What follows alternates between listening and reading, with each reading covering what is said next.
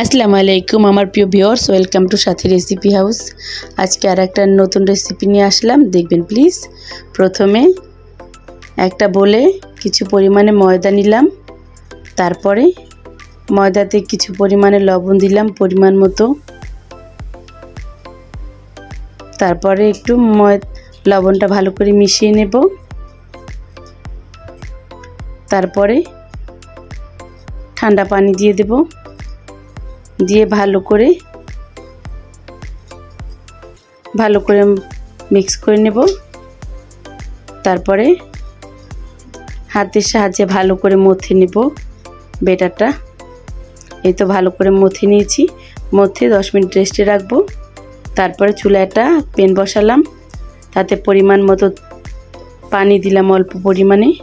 তারপরে কিছু ফ্রিজে ফ্রোজেন করা নারকেল ছিল, নারকেল দিলাম। তারপরে পরিমাণ মতো চিনি দিয়ে দিলাম, চিনিটা দিয়ে তারপরে ভালো করে এই তো এভাবে ভালো করে নারকেলের একটা পুর তৈরি করে নেব।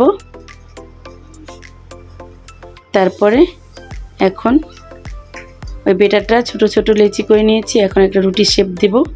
রুটি তৈরি করে রুটিটা 4 কোনা করে কেটে নেব। তো 4 কোনা করে কেটে তো এইভাবে। ভিউয়ার্স, আমার রেসিপিটা ভালো লাগলে একটা সাবস্ক্রাইব প্লিজ, বেশি ভালো লাগলে লাইক কমেন্ট শেয়ার করে পাশে থাকবেন। তারপরে এই তো 4 কোনা শেপের 1 কোনা নিয়ে এই তো পুর ভরে দিলাম, নারকেলের পুরটা ভরে দিয়ে এখন এটা ফোল্ড করে নেব 2 সাইড একসাথে করে। এভাবে ফোল্ড করে মাঝখানে সাইডটাও লাগিয়ে দেব।